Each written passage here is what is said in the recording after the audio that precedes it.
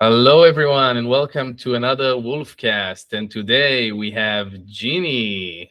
Hi, Jeannie. I'm gonna let you introduce yourself. All right. Well, you said my name right. So that means everybody's going to remember it correctly. My name is Jeannie. Fun fact, I wanted to be a magician once upon a time, and now I run a call center by the name of HelpGrid. And we offer customer support and we recover abandoned carts for most of the top direct response guys in the industry. Nice. Okay, so I've used HelpGrid before, and Mhm. honestly, it's one of those like weird things that, like when we talked, I didn't even knew that you're the person who's running the company. We were just going over the products. It was very Yeah. casual. I didn't even knew, how you're connected to the digital marketing or affiliate industry. And then I honestly just thought that we're never gonna meet. And then, I saw you at some events, and you're like, "Hi, I'm Jeannie," and I'm like, "Okay." Uh, it took me a second. You're lackluster. Yeah, so like just to start things off, I first of all want to say that I'm really excited to have you on the show because I really think that you can provide a lot of value, at least in two aspects, which is one, your personal growth and strength, and the Mhm. other, just more technical in the call center world. So I love that, and that's why I asked you to be on the show. I gotta say that when I thought of asking you to be on the show, I was like thinking of you as like a mix of empathy, sensitivity, while also kind of like being a boss lady, which is very cool to me and very unique in a world that has so much fakeness. So again, thank you for being on the show. Thank you. That was very flattering. I think I, how my story started. Uh, I used to work in men's fashion, and that sounds way more exciting than it is. I was in like sales operation, and I remember being there, and it was such an exciting time. We got really famous because of Instagram, right? During that Instagram, time So, where yeah. a lot of companies exploded in ecom, especially ours. And so for me at like 23 to work for this men's fashion company, and we were having athletes and celebrities come in every day, I was like, dude, this is cool. Like, I'm pretty cool. Like, I'm somewhere cutting edge, right? And so I built this whole world around like who I would be in like the street fashion realm. And what I realized is that there's not a lot of money being made unless you're like at the top. And what I realized is that you could be creative, a creative director, and that doesn't mean you're meant to be CEO. And so I learned a lot of lessons there. And what I also realized is that when you are new to an industry and you have management that have a ceiling for themselves and you get capped off as well. I wanted to do marketing, I wanted to do sales, and I would share this, and they would tell me, "No, Jeannie, that's not what you're good at." And so every time I would ask a little, I would get the courage to ask a little more, I would feel worse because it's a form of rejection. Somebody's not recognizing you. It's rejection by definition.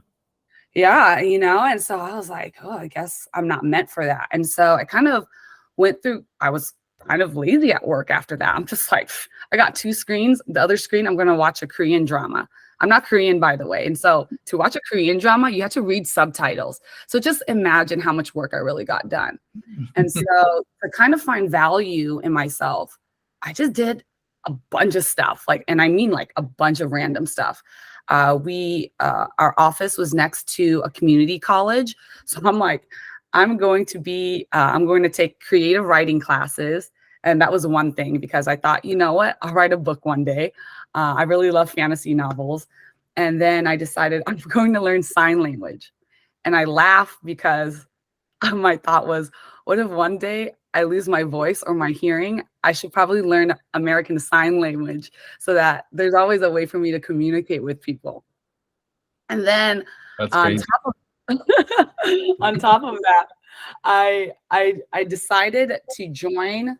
I don't even know how to describe this. Like, I wanted to be for the culture and with my community. So I ended up I don't even know, working, collaborating with a bunch of local like dancers and DJs.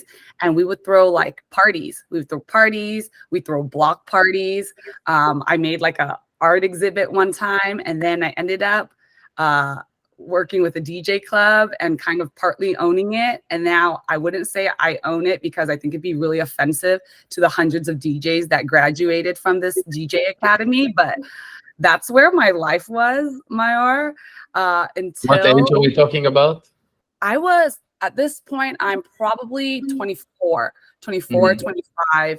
And then fashion, our business didn't do well. And I ended up. How the hell? I see sales. And I see like, a vision. But how the hell did you get to do? Okay, I'll get here.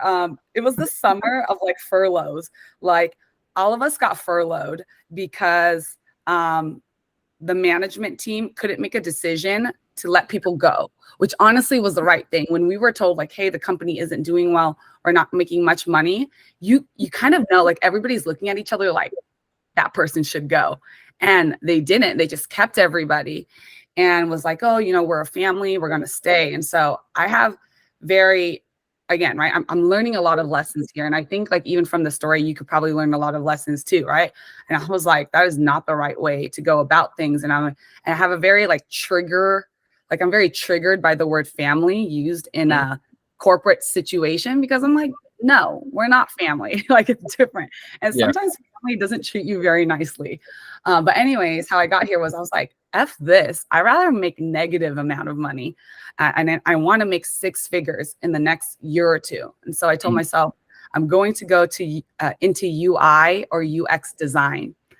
And so that would mean I would have to go to school again. Right. And so I'm like, I need money. I need to pull money from thin air somehow. And I really randomly, I'm like, I need an easier job. And I really feel like the universe conspires with you. Mm-hmm. So randomly, my friend messages me and he says, hey, do you know anybody who's looking for, anybody who would be a good executive assistant? And I asked, I was like, hey, I'll be an executive assistant. Like, I need a job because I'm going to enroll in school. Like, would your friend consider me? And so he's like, send your resume in. I sent my resume and they're like, you're overqualified. Like you graduated from UCLA. You have like a lot of other operations and sales experience. Like, why don't you apply to be a business development manager at the affiliate network? And I was like, whoa, business development and manager. These are that have never been like in my title. And I'm like, did you ever know, like, did you even knew back then what an affiliate network is? No, I was like, what's that? And so I Googled affiliate marketing and I'm a prideful person. So I'm like, usually if I research things, I get it. I'm like, I don't get this. And so I admitted to my friend, I was like, hey, I don't understand this. He was like, it's fine. Nobody does. Just come to my office. So I think he was on the 4th floor. No, he was on the 5th floor. And the company I was supposed to apply for is on the 4th floor. He's like, oh, just come into my office. Right. And I was like, and I'll explain it to you. I'm like, what? Like, how can I prepare for this interview if I don't know what I'm interviewing about? And so he's like, oh, like, I'll send you an email. He sends me an email and I see the signature, like he's a CEO of something. And I'll be honest. Like, I was like, yeah, right, CEO. Like people say, like they open up like a big company and then they also the CEO. I come in and this is my friend from like childhood, right? Like we didn't hang out like in our college years, but like in high school and everything. I've been to his house and I went to this office and I was like, whoa, there's like 30 people here, right? And I'm like, whoa, he's got this like fancy glass office. And I'm like, dude, when did this happen? And I'm like, you really are a CEO. He like drew out like what affiliate marketing was to me. Like, this is what an advertiser does. This is what an affiliate does. This is like a call center. And so he gave me this like whole visualization. And I was like, okay, cool. What the F am I doing still? Like, I'm so confused. He's like, dude, it's fine. Just go. And so I go into this meeting and there's like 3 guys and they're dressed very informally, right? Like they're just wearing like a t-shirt and pants. And yeah, of course, they're clothed. And so it was very casual and it just got off to a really good start. And I told them where I worked. I won't mention it here, but I told them where I worked, and they got really excited because they're all young 30-something entrepreneurs, and they were all wearing the clothes from that streetwear company. And so we just kind of connected on that level. And I don't really remember the whole like part of the conversation, but the only question I think that made them like kind of think, I don't know if she's a good fit. They told me that I should expect to party a lot with my clients. And I was like, oh, that's fine. I don't drink, but I like to party. And they were like, you don't drink? And they're like, they kind of looked at each other like, do you know what a party is? I was like, yeah, I know what a party is. I still have fun. I make stupid decisions to dance on a table sober. So like, I think I can still have fun.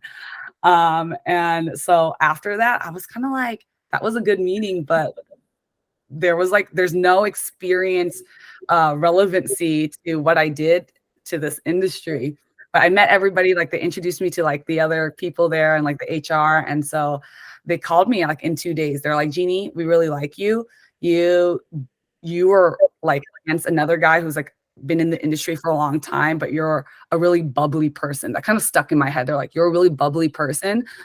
Like, you're probably smart enough to learn all the technical stuff, but I can't teach you the energy and the personality that you have. And so the rest is kind of history. Like I joined this affiliate network. I joined another affiliate network after that. I learned a lot. It really put me through the ringer of like how to take care of an account, how to keep merchant account, like mids healthy. And I really went through the gauntlet. Like I would spend like 16 hours a day. And that's how I made my way in the industry initially. Crazy. Lots of people, when they get into the marketing industry, like the digital marketing in specific, they never leave. No, I tried leaving. Times, I'll be honest. I had a real identity issue in the beginning. You know, for me, I didn't know people could make money that way. Like to me, like you go to school, you follow this corporate route, you take 10 years, you climb up the ladder. When you don't come from a family that makes money equals hard work. You know what to me was success? My parents as a household income made like $36,000 a year. I don't know, like, you know, maybe 2 different countries, that's a lot. But in the US, in Orange County, California, that was nothing. We were living at poverty level, which I didn't know. But we also, like, everything was subsidized. Like my college was subsidized. I didn't pay to go to college. It wasn't a scholarship. They literally were like, you're too poor. Like, you know, our housing, my mom still lives in the same apartment because she refuses to leave for the last 28 years, also subsidized. And so like for somebody like me, knowing like my dad made $36,000 to support all 4 of us. Yeah. And like I could Google how much like people made at McDonald's. I was like, dude, if I just worked at McDonald's, you'll make more better than my dad. And so it wasn't a negative thing. I was like, I'm good. Like, I think you know, with my UCLA degree, I can work at McDonald's. So like, I think I'll be all right. So, you know, it's crazy. The model that you see at home, how much that affects. And so usually the kids that see how hardworking their parents are would come out of it like you did, because it makes you want, you know, something else. But the parents, they usually stick, you know, just like your mom. It's like this is what they know. It's crazy. Like my mom would still, you know, look for coupons and stuff like that. If there is any kind of like discount, and she'll be, you know, the person that, you know, she'd buy 3 out of 3 items that are the same. And if one of them is like damaged in some way, she'll go back to the store, you know, and it's like, it doesn't matter how her life looks like right now in terms of resources and how much things change. It's how to change it with them. Yeah, like, so your mom's still the same way, right? Because my mom is that way still. Like, even like so many small things. Like, you know, she's all like, "Oh, I don't want you to spend your money," and you know, I'm not gonna say like I'm filthy rich, but I'm just like, Mom, we can do this. Like, I can get you an Uber. You don't need to walk there. Like, why are you suffering? You know, like there's so many things. I'm like, Mom, what do you want? Like, you can have it, like anything. literally anything. And I'm like trying to name things for her. And because, you know, she still lives in that state of like poor, like her Yeah, soft, definitely. Yeah. you I get know, what you're saying. Yeah. yeah. And I lost my dad at, I mean, I guess relatively young age, as when I was 19. Right. And so like for her, she remembers of like what that was like to lose the breadwinner and have nothing, right? Like begging people for money. Yeah. And so like I think she's like, I'm happy for Jeannie, but a lot of things can happen where she'll lose all of her money. My mom always says this, like I don't know if your mom does. She always asks me the price of things. She's like, oh, she'll get something and I can see it. Like she's like waiting and she goes, wants to ask the price. Yeah. and I'm just like, why does it matter? It's not your money. One. And I'm just like, it costs what it took me a lot of time to get out of that loop in that conversation, you know. So I completely understand. I want to go back to the technical stuff. Like, okay, so how long have you been working at HelpGrid? HelpGrid, I've been at HelpGrid for almost 3 years. 3 years now. To some people might not feel like a lot, but to me is like a lifetime during COVID, and so much happened during HelpGrid. So if like, I'm just going to backtrack a little bit, right? So when I was at all of these affiliate networks, I was young and, you know, like in the internet marketing space, you're making a lot more money than your friends at that age. And so a lot of shifts were going through, right? I'm feeling more confident. I'm traveling a lot, you know, I'm taking back what I'm learning and I'm realizing like, I'm not meshing with my old friend group. And at first it felt like it was me. Like, I was like, oh, am I changing? Am I the person that doesn't know how to tone it down and be humble? It really messed with my head. Yeah, like it's hard. I know what you mean. You get used to nice things pretty quick. Yeah, but it's not just that. I think like, you know, people just build narratives out of their own, you know, lack of self-esteem. And so I didn't know how to deal with it. If you can't tell, I'm a very extroverted person. I'm super social. I feel a lot of pride making friends so easily. And I had a lot of friends. Like literally I'll meet you on the street and we'll talk and I consider you my friend, right? First problem there.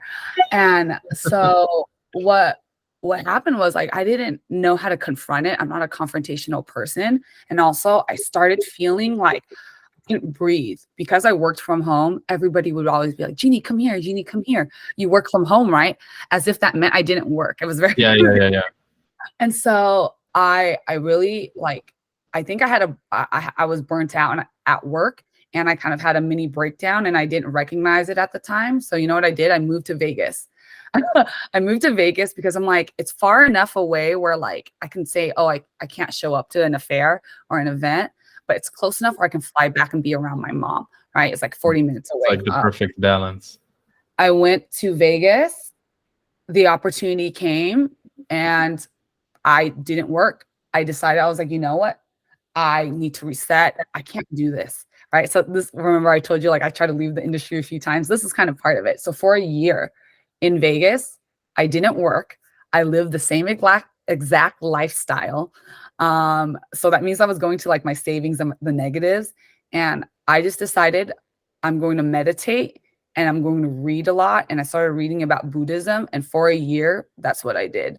And because you're in Vegas, there's really no like proper curfew. So you can sleep and be awake at any time and meet all types of people. So I met a bunch of crypto guys in like my apartment and we became friends. And then I started throwing events in Vegas here too. But I did all of that.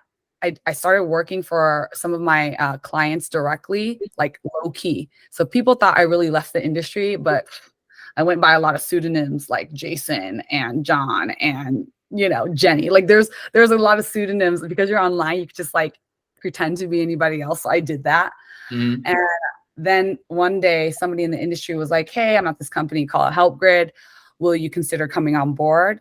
I'm just going to be honest with you. My first thought was call center is not cool. Like I'm used to more of like a glamorous company and title and unlimited spend on a credit card. And that, a contact center or call center doesn't seem like it would give me that type of life. Yeah. But I told myself I'll just be there for 3 months, right? Like that seems like a reasonable amount of time.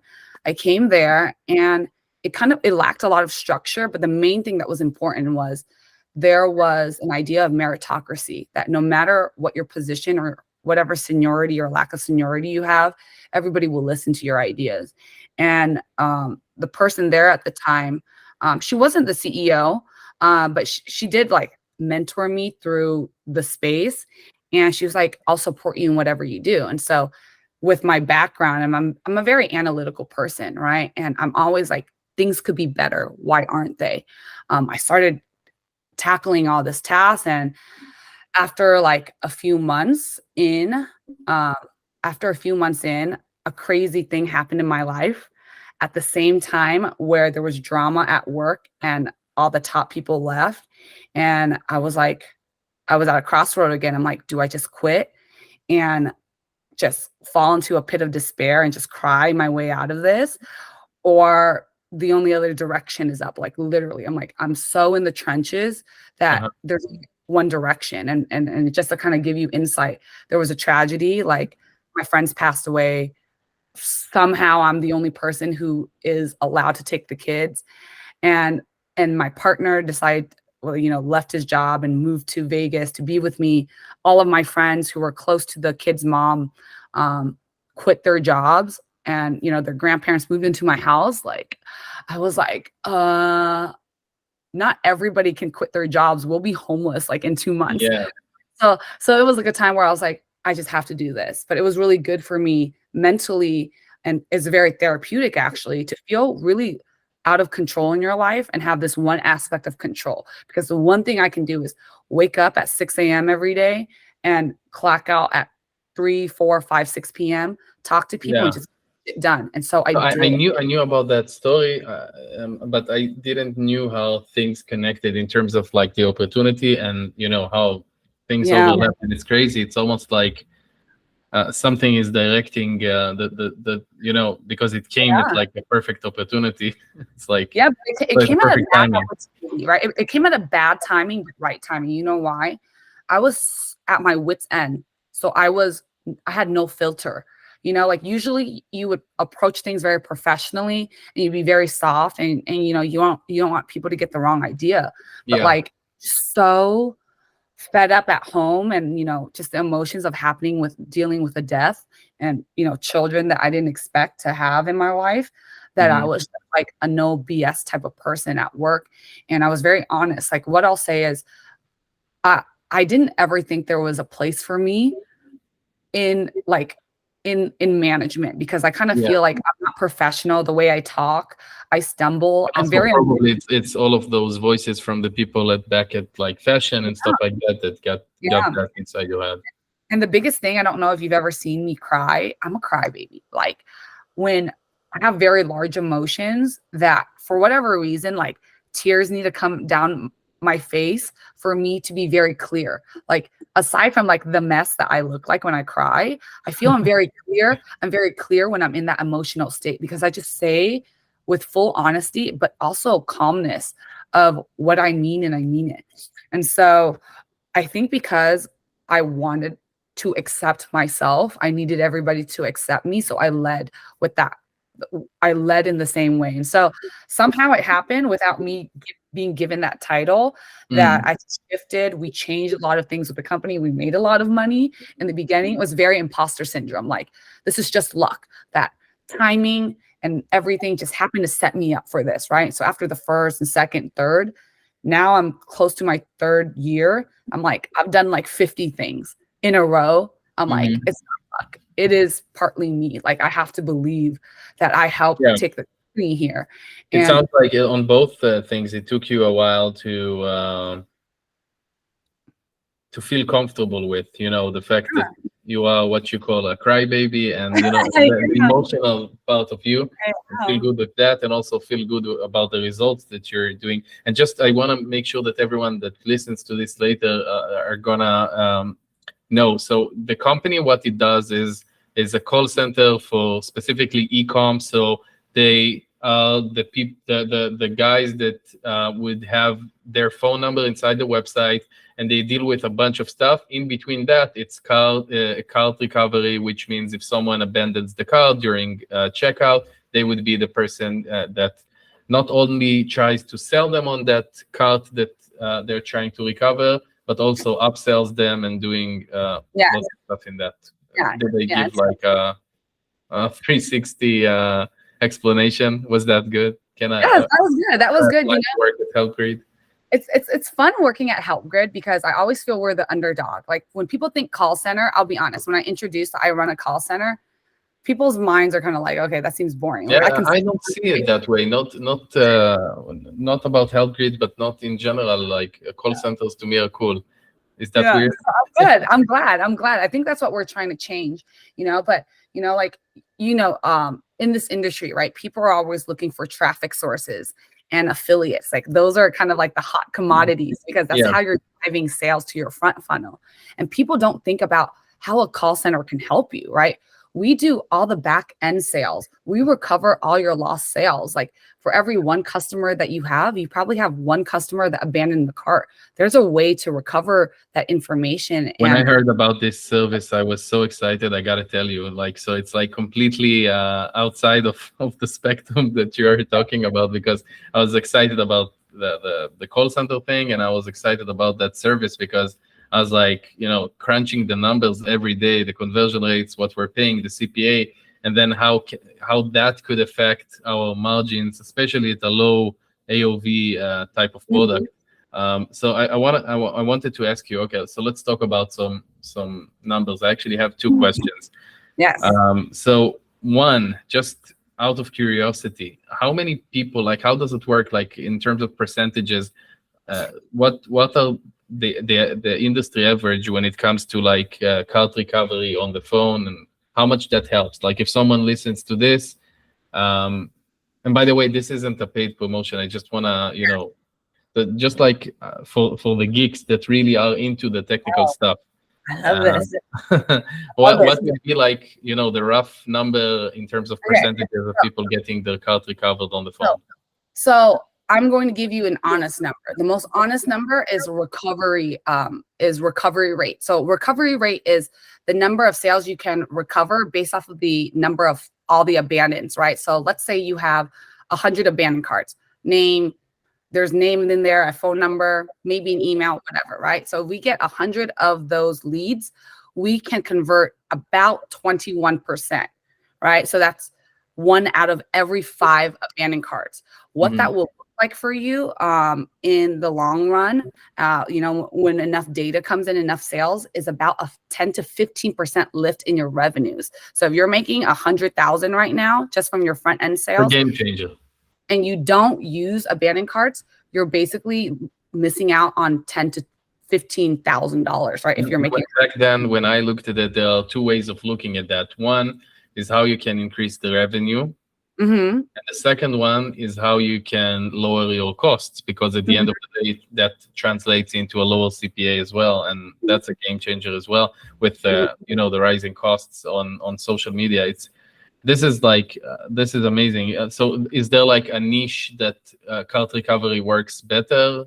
Yes. Or what? Well, we focus on dials, right? Which is we call your phone. And so the demographic that is most likely to pick up a phone call is going to be 40 plus, right? And so that's what we tend to see. We don't see really any younger demographic. And a lot of times, if you can get them to pick up the phone and stay on the phone longer than 10 seconds, you're going to convert at our number is about 45 to 55%. So that's 1 in 2 calls. It's huge once you can get them on the phone. And what most people don't realize, it's not a hard sell, because most of them have already done the research. They've read through the text. They're interested, but now they're kind of shopping around.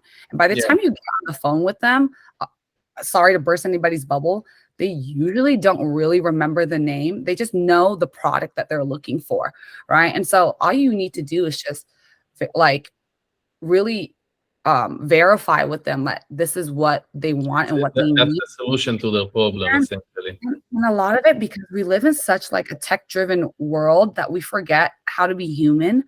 A lot of these people just want to talk to a person. They just want to talk to somebody. They want to talk about the pains they've gone through, and kind of therapy, because they don't want to burden anybody else. The fact that they have to Google and find supplements and products to help themselves. You can see the people they are, right? Like they're like, I need to be independent and take care of myself and not depend on somebody else. So when they get on the phone call and they hear a smiling person, I say hear because they can hear when you're smiling. This is a requirement. Like when you answer the phone, you smile. People can tell. Definitely. You can hear a smile, definitely. So you're saying that the first barrier is picking up the phone, the second one is staying with them for at least 10 seconds, and you're also saying that the sale is pretty easy from there because it's like they just want to talk to a person they already know, and they've gotten into the research and discovery loop. And I think that you did burst a small bubble, because I think that on the other side, Ecom owners and brand owners really think that they searched for that specific brand, while reality is that they are looking for a solution. You touched some pain points, maybe your copy is very good, and then convincing them and really explaining them. So some of the problems are probably technical. They were having some issues with the credit card, the browser, blah blah blah. Some of the issues were just they had questions where they couldn't find the answers to it. And I can see how that is an easier sale. It's interesting. Yeah. And also there's the trust factor, right?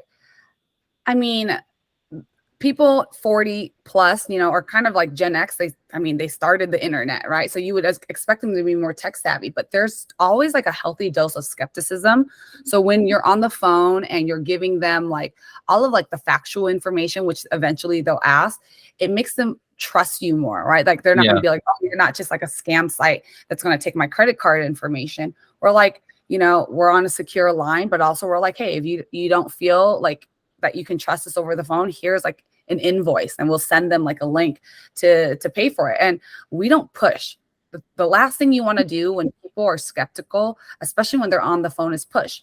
Maybe you push them in terms of like, hey, this is a better discount. But like, if you push them too hard, they feel scared and they run. So we'll just be like, hey, listen, this is a really big decision. If you don't want to make that decision now, my number is here. I'll text you right now. We do that. We text them. Yeah. Like, my phone number. This is my name. Just call me back when you're ready. So you don't push them. You keep the thing open. And they do call back. I think you've noticed, like, we have like for affiliates, it's pixels and sub IDs that kind of tell you like which one of your like angles are doing well. So for us, we have different phone numbers for our different techniques. So you'll see like help grid outbound, help grid inbound, help grid order taking, and you'll see how many sales we make when customers call back. And that really just goes to show you like that conversation and that time and that care that you give to them really does matter. And so this helps us in the long run. And so we do something also called welcome calls, which essentially like is an upsell call either within the 30 days or like a reorder down the line. And we always make sure we ask for like some type of permission, like, hey, you seem interested in that. Like, I'll check up on you, sometime after. Okay. Or like, oh, I might call you down like a few months from now just to see how you're doing. Just to see if you need a refill or something. Yeah. And most of them won't say no. Like if they are like, no, F you, leave me alone, then obviously like we have to be compliant. But, a lot of times you kind of embed that in them. So they kind of look out for it. They're not going to be super surprised if you send them an email or like a text message, or if you call them out of the blue. And so that makes it easier. You're setting yourself up to have a, like, I wouldn't say customer for life, but you do have a long, like a higher LTV, right? And so having that phone and that touch point really matters. And I think this is what I didn't think I'd ever enjoy, because, when I come from an affiliate network, like there's this high, like I need to hit all my caps. I need to convert this now. I need this affiliate. I need this affiliate to go. But on this side, it feels way less hectic because I have a lot of data points to tell me like what I need to do. I can kind of create a call logic. We don't use a script because I feel it can be really robotic. We really teach our agents to like be human. Be human and use a cultural, like they go through cultural training, but I spend a lot of time with them. I don't spend a lot of time with my agents now, unfortunately, because we have over like 200 plus people. Oh, wow, you really grew. Yeah, we really grew. And now, like, back then though, I was always like, here, we'll spend hours on the phone and they don't get it at first, right? They're like, why is Jeannie telling me so much about her personal life and why is she asking me so much? But I'm just like, this is what a real human conversation is. Do not run to the sale. Eventually you'll get there, right? Like there's certain logics that you use because you can't spend 30 minutes on the phone. But if you overlook a problem or an emotion that they want to share with you, you're missing a bid for connection. You need to have a bid for connection, and then whatever you sell, they'll buy. I was thinking about asking you that, and that's a perfect transition into, like, we talked about being human, but the biggest buzzword right now is AI. How do you see AI integrate into customer service or cart recovery? And you think that's something that you're gonna integrate or already did? We already are. So I think one of the most popular ones that everybody uses is ChatGPT. So I created when that came out, I used it every day, and kind of at first you're stumbling, right? Because I ask it like Google questions. Like I'm asking a question, I'm expecting it to give me like an answer the way Google does. And it was very like generic. And I realized, I have to give it prompts. I have to feed it information and knowledge so that it can also give me a better output, right? And so after I learned how to do that, and you know what, the thing that helped me the most, emails. I spend a lot of time drafting. I try to draft very beautiful emails because I always have to give updates to the team. But the biggest thing of what my position requires is I need to inspire the team, right? In and day out, they have to clock in, get on the phone, and make all of these sales. It can get very tiring and mundane, and they kind of lose sight of like why they're there. So I have to like inspire them all the time. Writing these emails can take me an hour or two because I have to be very factual. I have to look at the flow, and I'm not a copywriter, but I think I understand like human emotion enough to like, this hits all these trigger points. But the thing is, I still had to do the work. So what I do now, and I don't hide it from my team, is I input all the data and I give ChatGPT about 3 examples of past emails as a prompt, and it will spit out a similar email in the same type of tone. I use a lot of emojis. It's emoticons are a requirement at the company because I used to see, I would have to kind of be like a referee, right? Somebody would say, hey, Josh, can you get this for me? And Josh would say, no, period. Not even period, just no, because he's doing something busy. For me as a person, that doesn't bother me if people just give me one word response. But for somebody else, culturally, they're like, how can you just say no? And this is why I think you and me are like more of like a verbal person. And some of the people in my life, they really like texting, whether it's like girls, partners. And I'm like, dude, you know why it's called SMS? Because it's a short message system, and so much stuff doesn't go through text. The emotion is such a big thing. It's and exactly. And I think if you see me, like I'm always putting a smiley face, and I use Skype a lot, so I'm always like doing this bowing thing, which to me is, yes, I understand what you're saying, respectfully. It's a rule. I'm like, you always have to respond with either a reaction or an emoticon, because people will misinterpret you. And it is, even though most of us will understand your intentions, it is your job to kind of like push people in the right direction of what your words and your actions mean. So you have to be intentional. Like if this is meant as a serious thing, okay, no emoticon, and say, I'm serious. But if you are not, like you're saying something as a joke, make a smiley face, or like make sure that people understand that. Because we have so many people. I have people in the UK. I have other people in parts of Europe. I have people in the US. I have people in the Philippines. Cultural differences are crazy. Humor is different. Sarcasm is different. And I used to have that in the beginning. Nobody gave me a rule book of what it's like to lead a company, right? Having to do HR things, I'm just like, oh my God, like what's the right way? Like what's the right policy? But a lot of it was just me. Like I felt like I was mediating fights, and I had to really listen, and I had to listen to enough to be like, all right, like this is where the problem is. And a lot of it is just misinterpretation of each other's. Definitely. So much misinterpretation. I see it every day. But also it's a lot to do with your self-esteem. Like it's a personal thing. It's not a professional thing. That a lot of, I say this to my team, which is why I blur the lines of professionalism, is that what happens in your personal life is most likely going to bleed into your professional life, especially if you work from home, right? And to pretend that you can turn it off is a lie, because every time I see people drop the ball, I Yeah. ask them, what's going on at home? Always something. I'm But you fighting. know what? This is like classic, very basic psychology, because the classic psychology sees everything that says that everything that we experience is a projection of something that's internal. So if someone, if you talk to someone about money and it goes crazy, or about, the other day I was at a friend's house and I was talking about, I think Julian Reyes, the copywriter. Yes, So yes, of course. you need to build a concept on your book, because you're a wolf, and then there is like prey, and then there is like predators and stuff like that. And she was really emotional about the word predator. Predator for her meant something. I don't know what triggered it, what touched it. And I was trying to explain to her, my brand is Wolf, and like we're talking about business. The analogy is like the business is like the wildlife, blah blah blah. It wasn't, but it really touched a point. And for me, it took at least 2.5 of the last years to, that my first initial response to these kinds of stuff would be trying to explain. I was just giving factual stuff, and I thought that's gonna work. It doesn't work. It's just like what you talked about convincing. So nowadays I would go and I would say, okay, I completely understand, like how, like even if I don't understand, then I would say that I hear that makes you upset, and I'm sorry, it wasn't my intention. Maybe this is blah blah blah.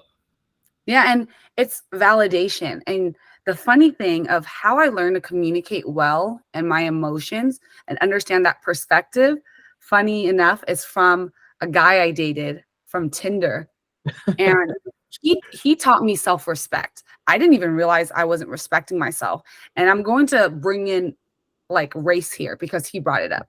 He's like, when we broke up, he was like, even though we're not ending on a good note, I want you to leave with this. And he was like, I'm a white man. The world will always treat me a little bit better, and I don't have to worry about how people perceive me. I'm usually given that respect. You are a woman and you're also Asian, right? And he's like, you're going to have to demand respect. Do not allow people to make kind of like backhanded compliments and say things, and for you to let it go. You need to nip it in the bud, and that's how you demand respect. Because if people said that to me, I wouldn't allow them to do that. And so when he told me that was how I created boundaries. I learned to communicate better, but also I learned to think. I hope I don't piss anybody off, but I learned to think like a man too, which is like intention. Like as a woman, I think also growing up in California, I think we're taught to be more aware and progressive and like be careful with our words. And I try to be very careful with my words, but also I'm like, shouldn't we understand about context and intention? Like if I'm having a really pleasant conversation with you, Maor, and I accidentally say the wrong thing, your thought should be like, oh, that was an accident. She doesn't understand. 50 minutes of our conversation was pleasant and I've been kind to you. So like, I would hope that you would think that I made a mistake and that you'll forgive me, instead of using that one instance as an identifier to like poison your the whole conversation. And so I think that, and correct me if I'm wrong, I think that when you said talking more like a man or thinking more like a man, I don't think that you meant that men are better than women in that sense, as much as it had to do with the boundaries and where you're putting them. And I connected with that completely, because I tend to be like a jokester when it comes to conferences and stuff like that, and people would try and check the boundaries and see if they can speak to you in a certain way, or they can treat you in a certain way. And I found out that could be something that down the line in a relationship with that person could complicate things. So boundaries is something that I had to learn as well, definitely. Yeah. Yeah. So I mean, I'm always learning, and I learn a lot from my team by interacting with them. And we tried to do like a no meeting thing, like limit your meetings, no meetings on Mondays. But what I realized is we already work from home. Why are we cutting out more human interactions? Great. Like some other big company, tech company does it. We're not a giant tech company, right? As great as it may sound to do that, is like, we're still a small company, and like we can operate like one, and we operate better like that. And so I spend a lot of time, and I say this as a joke. I think you might have seen in my Instagram profile once upon a time, I said I was a professional crier, but I've had so many sessions with my team in which they cry to me as well. And I think being vulnerable is really important, but also as a leader, I have to show them vulnerability. I have to show them that I make mistakes. Definitely. That's the complete opposite of your experience working at the fashion thing, like a big corporate thing. Mm-hmm. And that's why emotion, like you can't climb the ladder, or like you're capped. I did the opposite. So I created a safe space for me, like basically healing my inner child, right? Who I am now, I have the power and authority to do so. I wanted to create an environment in which young Jeannie could thrive in, because there's a lot of people like young Jeannie, right? Like there's a lot of people who are young, entering a new industry, it's their first job and they want to move up. I don't want them to feel like they have to be a shark. They have to act a certain way. I just want them to be themselves. Their ideas are important to me. How they present that is not as important, as long as they're not trying to offend me. And that's how we're able to move so quickly. Like I think when we first worked together, it was still in a very like infantile stage. Where we are now, and the numbers that we do are astronomical. Like it's completely different.